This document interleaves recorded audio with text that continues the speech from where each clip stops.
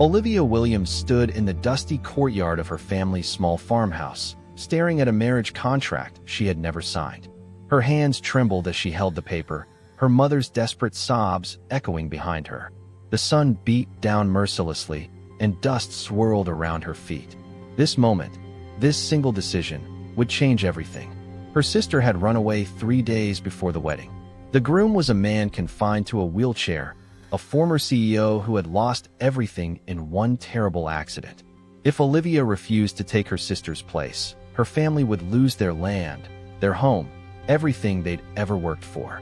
She had 48 hours to decide: sacrifice her future for her family, or let them lose everything. But here's what nobody knew. The man she was about to marry? He had given up on life, given up on hope, given up on ever feeling anything again. And the woman standing in that courtyard with a contract in her shaking hands? She was about to become the miracle he never believed in. This is the story of how a replacement bride became irreplaceable, how a broken man learned to walk again, and how two people who should never have met became each other's salvation. Hey besties, before we dive into this beautiful story, tell me where you're watching from, and don't forget to subscribe and like so I can share more heart-stopping stories with you tomorrow. It is your beautiful way of supporting us. Thank you all. Love you guys. Now, let's begin. Please, Olivia. Please. Your sister is gone. If you don't do this, we lose everything. The land, the house, everything your grandfather built. Olivia looked at her father, a man who had worked himself to exhaustion for 40 years. He couldn't meet her eyes. Shame had bent his shoulders forward, aging him a decade in a single week. Where is Jessica? Olivia asked quietly. We don't know, her mother whispered. She left a note. Said she couldn't marry a cripple. Said she deserved better. The words stung. Not because they were cruel, but because they were so typically Jessica. Her older sister had always wanted more. More beauty, more status, more everything. When the arrangement had first been made 5 years ago, Jessica had been thrilled. Smith Miller was young, wealthy, powerful. The CEO of Miller Industries at just 28. But then came the accident 3 years ago. A car crash that shattered his spine and his future. And with it, Jessica's disgust. The Miller family expects a bride in 3 days. Her father finally spoke, his voice hollow. If we break this contract, they'll take everything. The dowry we accepted, the land they helped us keep when the floods came, all of it. Olivia closed her eyes. She had always known she would sacrifice for this family. That was what the younger daughter did, what she had been raised to do. I'll go, she said simply. Her mother collapsed in relief. Her father finally looked at her, tears streaming down his weathered face. I'm sorry, he whispered. I'm so sorry. But Olivia wasn't listening anymore. She was thinking about the man in the wheelchair she'd seen once in a newspaper photo. Cold eyes, hard jaw, a face that had forgotten how to smile. Smith Miller, the CEO who had everything and lost it all in one terrible moment. Before we continue with Olivia's journey, if you're enjoying this story of sacrifice and unexpected love, please hit that subscribe button and turn on notifications. Stories like this take hours to craft, and your support means everything. Drop a comment below telling me what you think Olivia should do. Would you sacrifice your future for your family? Now, let's see what happens when Olivia meets the man who will change her life forever. The Miller estate sprawled across 15 acres of manicured gardens and cold marble. Olivia had never seen anything like it. She arrived in a borrowed dress, carrying a single small bag containing everything she owned. The housekeeper, a stern woman named Mrs. Patterson, looked her up and down with barely concealed contempt. You're the replacement, she said flatly. Not a question. I'm Olivia Williams. I know who you are. Follow me. The wedding was scheduled for the next morning. There would be no celebration, no guests, no joy. Just a legal transaction to fulfill a contract and save two families from scandal. Mrs. Patterson led her through endless hallways to a small room in the East Wing. You'll stay here until the ceremony. Mr. Miller doesn't want to see you before then. Can I ask you something? Olivia said softly. Mrs. Patterson paused at the door. Is he cruel? The older woman's expression flickered with something that might have been sympathy. Mr. Miller is angry. At the world, at God, at himself. He used to be different. Before the accident. Now, she trailed off. Just don't expect kindness. And don't expect him to care. That night, Olivia couldn't sleep. She walked to her window, and looked out over the gardens. Somewhere in this massive house was the man she would marry tomorrow. A stranger. A man her sister had rejected as unworthy. She thought about her grandmother, who had taught her about herbs and healing, about patience and stubborn hope. Some men are wounded in places you cannot see, her grandmother had once said. Those wounds are the deepest. But healing is always possible, child. Always. Olivia whispered a prayer into the darkness and tried to believe it. The ceremony took place in a private room with only a lawyer and Mrs. Patterson as witnesses. Smith Miller sat in his wheelchair near the window, his back to the door when Olivia entered. He didn't turn around. The lawyer cleared his throat. "Mr. Miller, your bride has arrived." Slowly, the wheelchair turned. Olivia got her first real look at the man she was about to marry. He was younger than she'd expected, probably 31 or 32. His face was sharp and handsome, but there was something dead in his eyes, something that had given up. He looked at her for a long moment, his expression unreadable. "You're not Jessica," he said flatly. "No, I'm Olivia, her sister. Did they send you because you're more desperate? Or just more obedient?" The cruelty in his voice was casual, practiced. Olivia forced herself to meet his gaze. "I came because it was the right thing to do." "How noble." His laugh was bitter. "Let's get this over with." The vows were mechanical. Olivia meant every word she spoke. Smith said his lines like he was reading a grocery list. When it was done, the lawyer congratulated them with forced cheerfulness. Smith immediately wheeled himself toward the door. "Your room is in the East Wing," he said without looking back. "I'm in the West. We won't need to see each other often." And then he was gone. Mrs. Patterson touched Olivia's shoulder gently. "Welcome to the Miller family, Mrs. Miller." The title felt strange. Foreign. Olivia was a Miller now, but she had never felt more alone. The first week was silent torture. Olivia barely saw her husband. Meals were delivered to her room. She wasn't invited to join Smith for breakfast, lunch, or dinner. The staff treated her like a ghost, acknowledging her only when necessary. But Olivia watched, and she noticed things. Late at night, she heard sounds from the West Wing. Groans of pain. The crash of something breaking. Once, she heard Smith shouting at someone to leave him alone. She asked Mrs. Patterson about it one morning. "Mr. Miller doesn't sleep well," the housekeeper admitted. "The pain in his legs keeps him awake. He refuses most medications. Says they make him feel weak." "What do the doctors say?" "That he'll never walk again. The damage to his spine was too severe." Mrs. Patterson's voice dropped. "He doesn't believe in hope anymore, Mrs. Miller. He's decided this is his life now. A prison he can't escape." That night, Olivia made a decision. She went to the kitchen and gathered supplies. Herbs she'd brought from home. Oils. Warm cloths. Then she walked to the West Wing. Smith's bedroom door was closed. She knocked gently. "Go away," came the sharp response. She knocked again. "I said go away." Olivia opened the door. Smith was in his wheelchair by the window, a glass of whiskey in his hand. He looked exhausted, his face tight with pain. "What are you doing here?" he demanded. "I want to help." "I don't need your help. I don't need anyone's help. You're in pain. I can see it. And what could you possibly do about it?" His voice was mocking. "Are you a doctor now? A miracle worker?" Olivia walked closer, setting her supplies on a nearby table. "My grandmother taught me about healing. Herbal remedies, massage techniques. Things that might help with the pain and the muscle tension. Your grandmother was a village herbalist, and I have access to the best medical care in the country. What makes you think?" "Because the best medical care hasn't helped you sleep in 3 years," Olivia interrupted quietly. "Because you're drinking whiskey at midnight to dull pain that never stops. Because you're suffering, and I can't just stand by and do nothing." Smith stared at her, surprised by her boldness. Then his expression hardened again. "Fine. Try your little remedies. When they don't work, maybe you'll finally leave me alone." Olivia took that as permission. She knelt beside his chair and carefully began preparing a warming oil mixture. Her grandmother's recipe: arnica, lavender, peppermint, and a touch of eucalyptus. "What are you doing?" Smith asked warily. "I need to massage your legs to help with circulation and reduce the inflammation causing some of the pain. My legs don't work. Massage won't change that." "Maybe not, but it might help you sleep."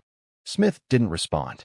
After a moment, Olivia gently placed her hands on his leg through the fabric of his pants. She felt him stiffen. "I'm not trying to hurt you," she said softly. "I promise." Slowly, carefully, she began to work the oil into his muscles. Smith gripped the arms of his wheelchair, his jaw tight. But as minutes passed, something changed. The tension in his shoulders eased slightly. His breathing deepened. Olivia worked in silence, her hands steady and sure. She had done this 100 times for her grandmother's patients. Broken bones, twisted muscles, chronic pain. Touch could heal in ways medicine couldn't. After 30 minutes, she stopped and cleaned her hands. "Try to sleep now," she said quietly. Smith didn't look at her. "This won't work." "Maybe not. But I'll come back tomorrow night anyway." She left before he could argue. The next morning, Mrs. Patterson found Olivia in the library. "Mr. Miller slept for 6 hours last night," she said, her voice filled with wonder. "He hasn't slept more than 2 or 3 hours straight in years." "What did you do?" Olivia smiled slightly. "Just something my grandmother taught me." That night, Smith's door was unlocked when she arrived. He didn't say anything as she entered, but he also didn't tell her to leave. She prepared her oils and began the massage, working carefully along his calves, his thighs, his lower back. On the third night, Smith finally spoke. "Why are you doing this?" Olivia didn't stop her work. "Because you're my husband. Because you're in pain. Because I can help. You didn't want to marry me. Don't pretend otherwise." "No," she admitted honestly. "I didn't want this marriage. But that doesn't mean I want to see you suffer." Smith was quiet for a long moment. "Your sister, Jessica, what was she like?" "Beautiful. Ambitious. She always wanted more than our village could offer. But not brave enough to marry a cripple." The bitterness in his voice was sharp. Olivia paused in her work, looking up at him. "She was afraid," Olivia said quietly. She couldn't see past the wheelchair. "But fear doesn't always mean cruelty. It just means she wasn't strong enough. And you are. I don't know yet. But I'm here. That has to count for something." Smith looked at her then, really looked at her. In the dim lamplight, Olivia's face was soft and earnest. There was no pity in her eyes. No disgust. Just a stubborn determination that reminded him of someone he used to be. "You're nothing like your sister," he said finally. "No," Olivia agreed. "I'm not." The weeks passed slowly. Every night, Olivia came to Smith's room.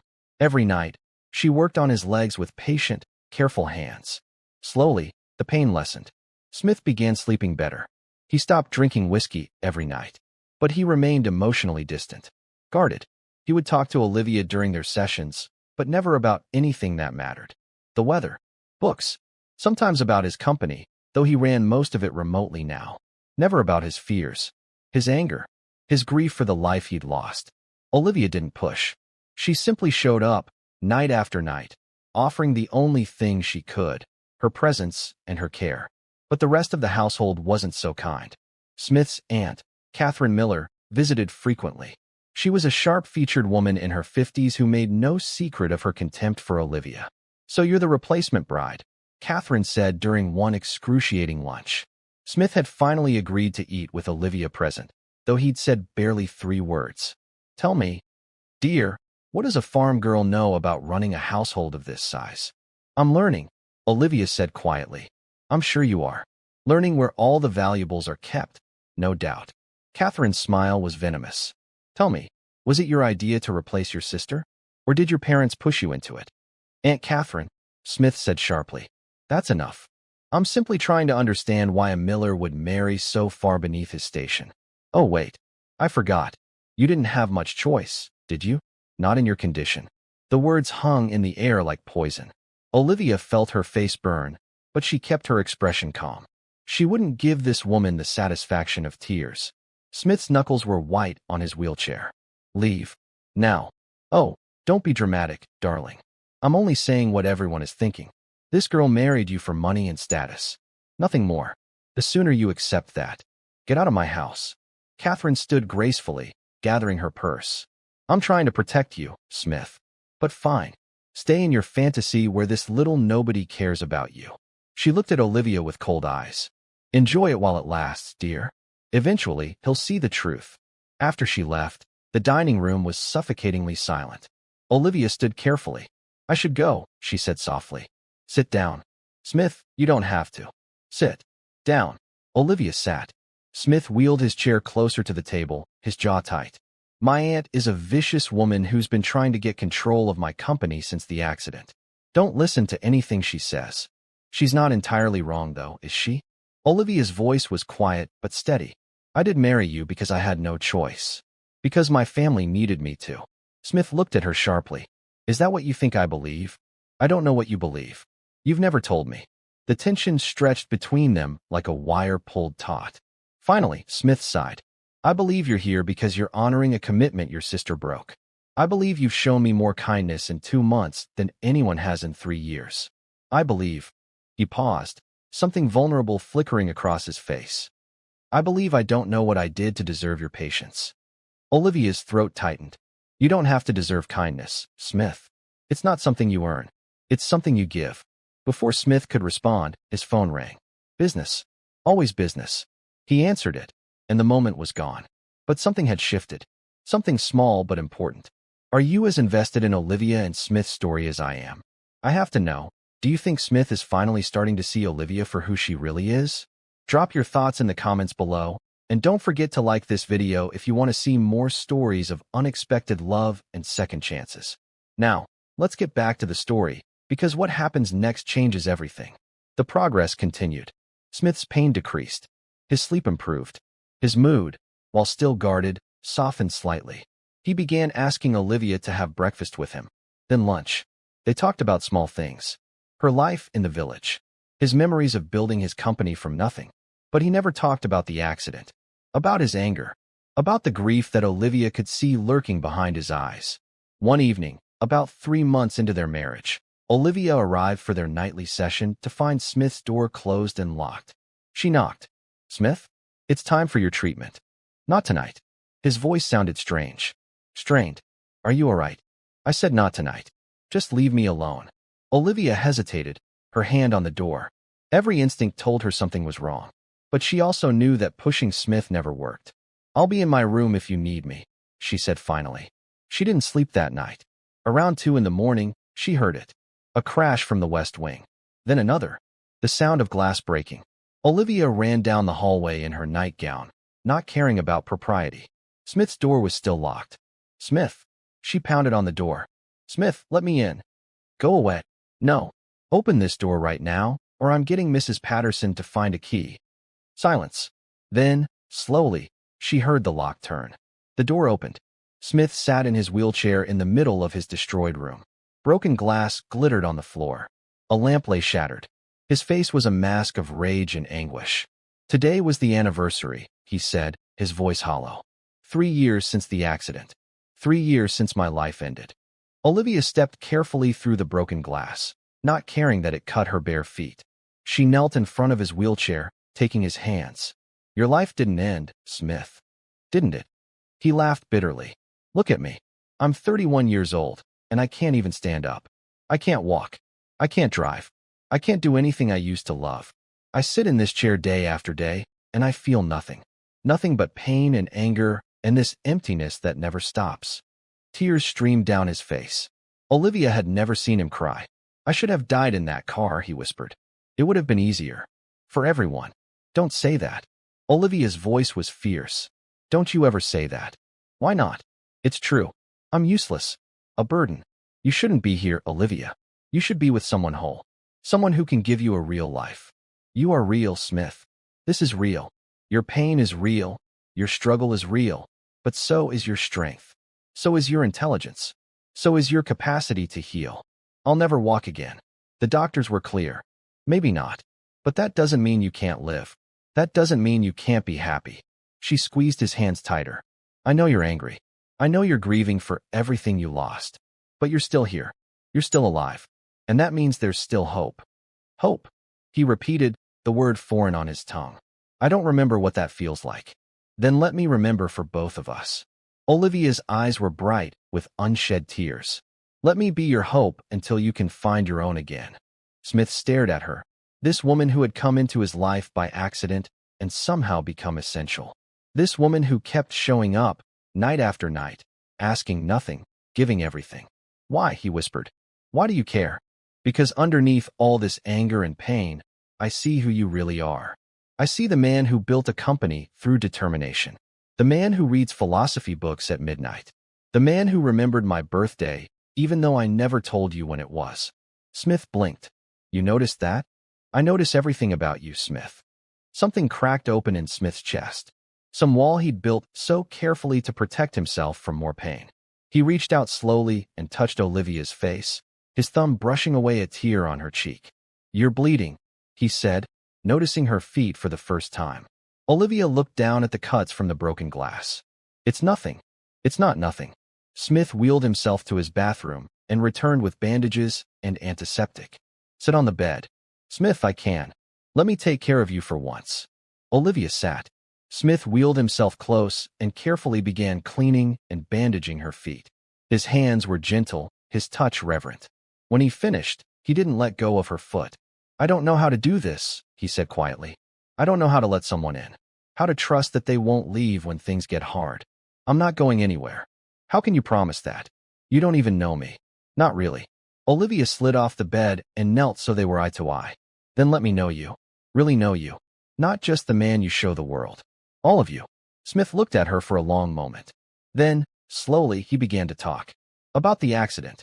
About waking up in the hospital and learning he'd never walk again. About watching his life crumble. About the fear that consumed him every day. They talked until dawn broke through the windows. And for the first time in 3 years, Smith felt something other than anger. He felt understood. After that night, something changed between them. Smith stopped hiding. He let Olivia see his bad days, his frustrations, his fears. And Olivia shared her own struggles. Her guilt about leaving her family. Her uncertainty about belonging in this new world. Her loneliness in this huge house where she still felt like an outsider. They became partners. Friends. Something deeper that neither was quite ready to name. The nightly treatments continued. But now they talked during them. Shared stories. Laughed sometimes. Smith began to look forward to those evenings more than anything else in his day. But not everyone was happy about their growing closeness. Catherine returned with reinforcements. She brought Smith's cousin, Daniel, a slick, or are you just pretending this forced marriage actually means something? Businessman who'd always been jealous of Smith's success. We need to talk about the company, Daniel said during a tense family dinner. Olivia had been invited, much to Catherine's visible displeasure. Revenue is down 12% this quarter. I'm aware, Smith said coolly. We're adjusting the strategy. Are you though? Or are you just pretending this forced marriage actually means something? The table went silent. Olivia felt every eye turn to her. Be very careful what you say next. Smith's voice was dangerous. Daniel smirked. Oh, come on, cousin. Everyone knows she married you out of obligation. Her family was in debt. You needed a bride to fulfill that ridiculous contract your father made. It was a business transaction. Nothing more. That's not. Olivia started. Oh, please, Catherine interrupted. Don't insult our intelligence, dear. We all know why you're really here. The question is, how long before you get bored of this charade? How long before you realize you've wasted your youth on a cripple and decide to find someone more capable? Smith's hands clenched on his wheelchair. Olivia saw the pain flash across his face before he could hide it. I think it's time for you both to leave, Smith said tightly. We're family, Daniel protested. We have a right to be concerned about your judgment, especially when you're making decisions that affect the entire company. Get out. Now. After they left, Smith was silent. Withdrawn. Olivia tried to talk to him, but he waved her away. I need to be alone. That night, Olivia went to his room as usual. The door was locked. Smith, please. Let me in. Not tonight. Don't let them win. Don't let their poison get into your head. Maybe they're right. His voice was muffled through the door. Maybe you do deserve better than this. Than me. That's not your decision to make. Isn't it? I'm your husband. I should be able to give you a real marriage. A real life. Instead, you're trapped here, taking care of an invalid who can't even. Stop it. Olivia pressed her hand against the door. Smith, please. Don't do this. I'm setting you free, Olivia. You can go back to your village. I'll make sure your family is taken care of financially. You don't have to stay anymore. The words hit her like a physical blow. Is that what you want? For me to leave? Silence. Smith, answer me. Is that what you want? I want you to be happy. Then let me in. Let me decide what makes me happy. You don't understand. I understand perfectly. You're scared. You're scared that if you let yourself care about me, I'll leave like everyone else. You're scared that what we have isn't real. But it is real, Smith. What I feel for you is real. She heard movement on the other side of the door. Her heart pounded. What you feel?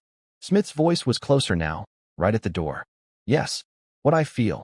Did you really think I come to your room every night out of obligation? That I fight with your aunt because it's my duty? Her voice broke. That I've fallen in love with you because I have no other choice. The lock turned. The door opened. Smith stared at her, his expression raw and vulnerable. What did you say? Olivia met his eyes. I love you. I don't know when it happened. Maybe when you remember my birthday. Maybe when you let me see you cry. Maybe it's been building this whole time. But it's real. It's real. And you can push me away, but you can't make it not true. Smith reached out and pulled her into the room, closing the door behind them. He took her hands, his grip almost desperate. Say it again. I love you. I don't deserve it. I don't deserve you. Stop telling me what I deserve. Stop deciding for me. She cupped his face in her hands. I choose you, Smith. I choose this. I choose us. He pulled her down and kissed her. It was desperate and tender and full of 3 months of longing neither had acknowledged. When they broke apart, Smith pressed his forehead against hers. I love you too, he whispered. God help me. I love you so much it terrifies me. Then be terrified with me. We'll figure it out together. They spent that night talking, kissing, making plans.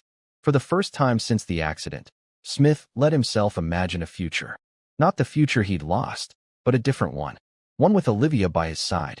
The next morning, Smith called an emergency board meeting. He announced he was taking a more active role in the company again. He promoted loyal employees. He pushed out Daniel and put limits on Catherine's influence. And he introduced Olivia not as his obligation, but as his wife, his partner, the woman he loved. The household slowly transformed. Mrs. Patterson began teaching Olivia about managing the estate. Smith brought her to company meetings, valuing her insights. They had breakfast together every morning, lunch when possible, dinner every night. The nightly treatments continued, but now they were intimate moments of connection. Olivia would work on Smith's legs while they talked about their day, their dreams, their fears. I saw a specialist today, Smith said one evening, about 4 months into their marriage. Olivia's hands paused. What did they say? That there's been improvement. Not much, but enough that they're interested. They want to know what I've been doing differently. What did you tell them? That I have an excellent personal therapist. He caught her hand and kissed it. They want to try some experimental treatments. Nerve stimulation therapy combined with intensive physical rehabilitation. There's a chance, a small chance, that I might regain some function. Olivia's heart raced. When do we start? You think I'm letting you do this alone? Smith smiled, real and genuine. I was hoping you'd say that. The treatments were brutal, painful, exhausting. There were days Smith wanted to quit. Days he screamed in frustration. Days he cried from the pain. But Olivia was there through all of it, holding his hand, encouraging him, refusing to let him give up. 6 weeks into treatment, something remarkable happened. Smith was in bed one morning, still groggy from sleep. Olivia was reading in a chair nearby. Suddenly, she heard him gasp. Olivia. Something in his voice made her drop her book. What? What's wrong? My foot. I felt. He stared at his legs. Move my foot. Touch it. Olivia pressed her hand against his foot. Smith's eyes widened. I felt that. I felt your hand. They stared at each other in shock. Then Olivia called the doctor immediately. The specialists ran tests. MRIs. Nerve conduction studies. The results were clear. The combination of Olivia's herbal treatments, which had improved circulation and reduced inflammation, along with the new nerve therapy, had created unexpected improvement. It's not a cure, the lead doctor cautioned. And we don't know how much function you'll regain. But there's definitely activity where there wasn't before. This is extraordinary. Smith looked at Olivia, tears streaming down his face. You did this.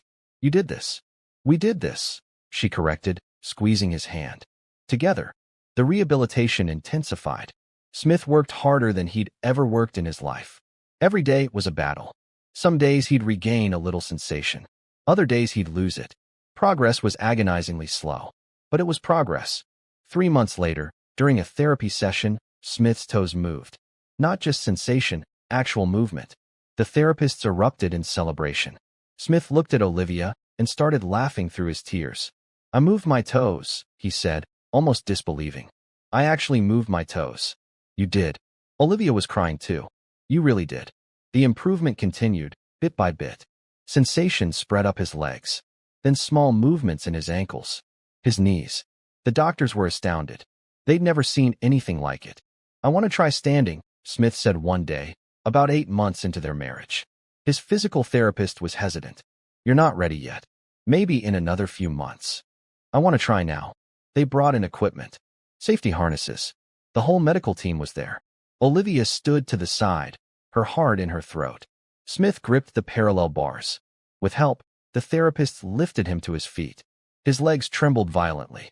His face contorted with effort. "I can't." "Yes, you can," Olivia said firmly. "You can do this." Smith looked at her, drew strength from her belief. And for 3 seconds, 3 incredible, impossible seconds, he held his own weight. Then his legs gave out, and the therapist caught him. But it was enough. It was a miracle. Smith was laughing and crying at the same time. "Did you see that? Did you see?" "I saw," Olivia whispered, her face wet with tears. "I saw everything." The progress became real, tangible. Smith could stand with support for longer periods, then take assisted steps. It was grueling work that took every ounce of his determination. But through it all, Olivia was there. His anchor, his motivation, his love. One evening, after a particularly difficult therapy session, they sat together in their room. Somewhere along the way, Olivia had moved into Smith's wing. They fell asleep together most nights now, wrapped in each other's arms. "I need to tell you something," Smith said quietly. "What?" "I finally understand why this happened. Why Jessica ran. Why you came instead." Olivia looked at him curiously. "Because you're who I was meant to find. Not her. You." He took her face in his hands. "I was angry about the accident for so long. I thought God was punishing me. But maybe I had to lose everything to find what really mattered. Smith, I would go through it all again. Every moment of pain. Every second of anger and fear. If it meant I ended up here, with you, I'd do it all again." Olivia kissed him softly. "I love you. I love you too. More than I knew was possible." They held each other as the sun set. 2 broken pieces that had somehow formed something whole. But their happiness was interrupted by an unexpected visitor. Jessica stood at the estate's front door, looking older and harder than Olivia remembered. Mrs. Patterson had tried to turn her away, but she'd made a scene loud enough that Smith and Olivia heard from the study. "What is she doing here?" Smith asked, his voice cold. "I don't know." Olivia's stomach churned with anxiety. They met Jessica in the parlor. She looked around at the luxury with calculating eyes before settling her gaze on Olivia. "Hello, little sister." "Jessica." Olivia's voice was carefully neutral. "What do you want?" "I heard interesting news. That the cripple is walking again." Smith's jaw clenched, but Olivia put a hand on his arm. "I came to reclaim what's mine," Jessica continued. "The marriage contract was in my name. You were just a substitute. Now that he's recovering, I'm ready to fulfill my original obligation." The audacity left Olivia speechless. Smith, however, laughed. "You can't be serious." "I'm completely serious. The contract states a marriage between Miller and Williams families. I'm the Williams who was originally promised." "You're also the Williams who ran away calling me a cripple," Smith said coldly. "Who refused to honor your family's commitment. Who left your sister to clean up your mess." "I was young. I made a mistake." Jessica stepped closer, her voice taking on a pleading tone. "I'm here now, ready to make things right. Surely you understand, Smith. You're recovering. You'll be walking soon. You'll want a proper wife. Someone from your world. Not some village girl who doesn't know which fork to use at dinner." Olivia felt the words like daggers, but she refused to show it. She kept her chin high, her hand still resting on Smith's arm. Smith's expression was ice. "Get out." "Excuse me. You heard me. Get out of my house." "But the contract." "The contract was fulfilled the day I married Olivia. Legally, morally, in every way that matters. You have no claim here." Jessica's eyes flashed with anger. "You're making a mistake. She's nothing. A nobody. When you're fully recovered, you'll realize you settled for." "Careful." Smith's voice was dangerous. "Very careful what you say next about my wife." "Your wife?" Jessica laughed bitterly. "You married her out of desperation. Out of obligation. Don't pretend this is some great love story." Smith stood then. It took effort, and he had to grip Olivia's shoulder for support, but he stood. He stood and looked Jessica in the eye. "You're right. I didn't marry Olivia for love. I married her because I had no choice." He paused, letting the words sink in. But somewhere between the obligation and the contracts, something remarkable happened. I fell in love with her. Deeply. Completely. The kind of love I didn't even know existed. Olivia's breath caught in her throat. Smith continued, his voice steady and sure. She saw me at my worst. When I was angry, bitter, broken. When I had given up on everything, including myself. And she stayed. Not because she had to. Not for money or status or any of the shallow reasons you would understand. She stayed because she's brave. Because she's kind. Because she has more strength in her little finger than you have in your entire body. Jessica's face flushed red. You'll regret this. The only thing I regret is wasting even 5 minutes of Olivia's time on you. Smith's eyes were hard. Security will escort you out. If you come back, I'll have you arrested for trespassing. Jessica looked at Olivia with pure venom. You think you've won? You think he'll love you forever? Wait until he's fully recovered. Wait until women who actually deserve him start paying attention. You'll always be the replacement bride. The second choice. The one who was never supposed to be here. You're wrong, Olivia said quietly. Every head turned to her. She'd been silent through most of the confrontation, but now she stepped forward. I was never the second choice. I was the right choice. The only choice. Because I'm the one who saw past the wheelchair and the anger to the man underneath. I'm the one who believed in him when he stopped believing in himself. And I'm the one who will stand by him whether he walks or not. Because that's what love is. She moved closer to Jessica, her voice calm but firm. You ran because you were weak. You saw a challenge and you fled. But I stayed. I fought. And I won something you'll never understand. A real marriage built on trust and respect and actual love. So no, Jessica, I don't feel like the replacement. I feel like the luckiest woman alive. Jessica stared at her, speechless. Then she turned and stormed out, slamming the door behind her. The room was silent for a moment. Then Smith started laughing. Did you see her face? When you said that last part? Olivia started laughing too, all the tension releasing in waves of giddy relief. I can't believe I actually said that. It was perfect. You were perfect. Smith pulled her close, and she helped steady him as his legs trembled. Have I told you today that I love you? Not in the last hour. Unacceptable. I love you, Olivia Miller. I love you more than I thought possible. And I will spend every day of the rest of my life making sure you never doubt that. Even when I use the wrong fork at dinner? Smith grinned. Especially then. They kissed, soft and sweet and full of promise. Mrs. Patterson cleared her throat from the doorway. Apologies for interrupting, but Mr. Miller, you've been standing for 7 minutes. That's a new record. Smith looked down at his legs in surprise, then at Olivia in wonder. I didn't even notice. That's because you were busy defending your wife's honor, Olivia teased. Very romantic, by the way. I have my moments. He let her help him back to his wheelchair, breathing hard from the effort. Though I'll admit, the dramatic stand was worth the exhaustion. Over the next several months, Smith's recovery accelerated. The doctors were calling it unprecedented.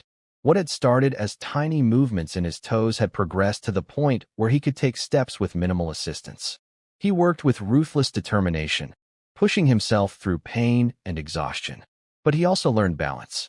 He learned that recovery wasn't just physical, it was emotional too. That asking for help wasn't weakness. That letting Olivia support him didn't make him less of a man. Olivia, for her part, flourished. She'd taken classes in business management, started working alongside Smith at the company. Her instincts were sharp, her insights valuable. The board members who had initially dismissed her as the replacement bride now sought her opinion. She also began volunteering at a local hospital, teaching her grandmother's herbal remedies to physical therapy patients. Her gentle approach and genuine care made her beloved by everyone she worked with. One evening, almost a year after their marriage, Smith asked Olivia to meet him in the garden. When she arrived, she found a path lit with lanterns leading to a small clearing where they'd often sat together during his recovery. Smith stood there, alone, no wheelchair, no walker, just standing on his own 2 feet. Smith. Olivia ran toward him, then stopped herself, afraid she might knock him over. He laughed. It's okay. I've been practicing. Come here. She walked to him carefully. He took her hands. 1 year ago, you walked into my life and everything changed. You gave me hope when I had none. You loved me when I was unlovable. You saved me in every way a person can be saved. Smith, what? Let me finish. He smiled, nervous and excited. I married you once out of obligation, out of duty and contracts and family expectations. But that's not why I want to be married to you now. He dropped to one knee. It was shaky, and Olivia could see the effort it took, but he did it. Olivia Williams Miller, would you marry me again? Not because you have to, but because you want to. Not for your family or mine, but for us. Would you choose me, every day, for the rest of our lives? Tears streamed down Olivia's face. Yes, 1,000 times yes. Smith pulled out a ring, not the simple band from their first wedding, but a beautiful sapphire surrounded by diamonds. This belonged to my mother. My father gave it to her because he said it matched her eyes. But when I look at it, all I see is you. He slipped it on her finger, and Olivia helped him stand. They kissed as the sun set behind them, painting the sky in shades of gold and pink. We should probably have another ceremony, Smith said against her lips. A real one this time, with guests and celebration and everything we didn't have the first time. I don't need any of that. I just need you. I know, but I want the whole world to know that you're mine and I'm yours. That this isn't obligation or duty, it's choice. The best choice I ever made. They planned a small ceremony for 3 months later. This time, Olivia's parents came. They cried when they saw how happy their daughter was, how much Smith clearly adored her. They apologized for putting her in such an impossible position. You gave me the greatest gift, Olivia told them. You gave me Smith. The ceremony was everything their first wedding hadn't been, filled with joy and laughter and love. Smith walked Olivia down the aisle, slowly, carefully, but on his own 2 feet. There wasn't a dry eye in the room. When it came time for vows, Smith spoke from his heart. Olivia, you came into my life as a replacement for someone else. But you became irreplaceable. You are my hope, my strength, my reason for fighting every single day. You loved me when I couldn't walk. You'll love me if I can't walk again. That's not just love, that's everything. I promise to choose you, every day, for the rest of my life. I promise to be worthy of the miracle you gave me. Olivia's voice shook with emotion as she spoke her vows. Smith, you taught me that love isn't about perfection. It's about showing up. It's about choosing each other even when it's hard. Especially when it's hard. You are my home, my partner, my best friend. I choose you. Today, tomorrow, always. They sealed their vows with a kiss, and the room erupted in applause. At the reception, Smith surprised everyone by standing and offering Olivia his hand. May I have this dance, Mrs. Miller? You're sure? She whispered. Your legs are strong enough for one dance with my wife. He led her to the dance floor. They moved slowly, carefully, Smith leaning on Olivia as much for balance as for closeness.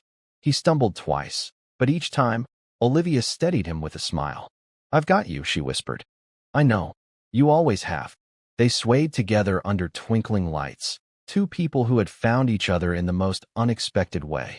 The replacement bride and the broken CEO, now simply Smith and Olivia. 2 people who chose each other, every single day.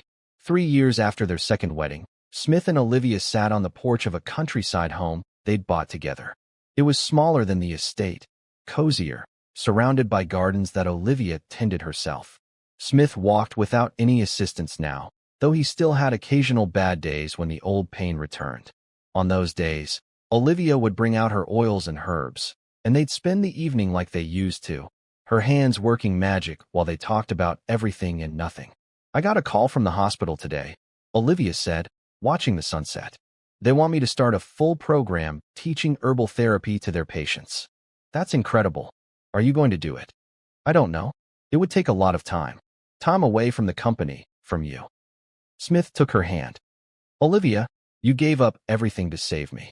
Let me support your dreams now. She smiled. When did you become so wise? I had a good teacher. They sat in comfortable silence, watching the sky change colors. Somewhere in the distance, they heard children laughing. The neighbors' kids, playing in their yard. Do you ever think about it? Olivia asked softly. Having children? Smith squeezed her hand. Every day? Do you? Yes. I think about what they'd look like. Your eyes, maybe my stubborn streak. God help us if they have both, Smith laughed. Then his expression turned serious. I want that with you. A family. A life. Everything. Even with your crazy Aunt Catherine trying to manipulate company decisions? We'll handle her together. Like we handle everything. Olivia leaned her head on his shoulder. I love you. I love you too. Thank you, by the way. For what? For being the replacement that became everything. Olivia smiled. You know, I don't think of myself that way anymore. As a replacement. No. No. And Smith and Olivia had learned that lesson better than most. They'd walked through fire and pain and heartbreak. They'd faced doubt and fear and obstacles that seemed insurmountable. But they'd done it together. And that made all the difference. Years later, when people asked Olivia about her marriage, about how she ended up with Smith Miller, she never said she was the replacement bride. She never mentioned contracts or obligations or the sister who ran away. She simply smiled and said, I married the love of my life. And when they asked Smith how he recovered, how he beat the odds and learned to walk again, he never talked about experimental treatments or medical miracles. He just looked at Olivia and said, I had the right motivation. Because that's what their story was really about. Not about walking or wheelchairs or medical impossibilities. Not about contracts or replacements or duty. It was about two people who found each other when they both needed it most. Who chose each other when they could have chosen comfort or safety or escape. It was about love in its truest, most powerful form. The kind of love that heals. The kind of love that transforms. The kind of love that makes miracles not just possible, but inevitable. If this story touched your heart, please don't leave without showing some love. Hit that like button, subscribe to the channel, and click the notification bell so you never miss another story like this. Your support helps us create more heartwarming content every single week. And I have to ask, what did you think of Smith and Olivia's journey? Did their story inspire you? Have you ever had to make a sacrifice that turned into a blessing? Share your thoughts in the comments below. I read every single one, and your stories matter to me. Thank you so much for watching. And remember, sometimes the person who wasn't meant for you becomes the only person who ever could be. See you in the next story.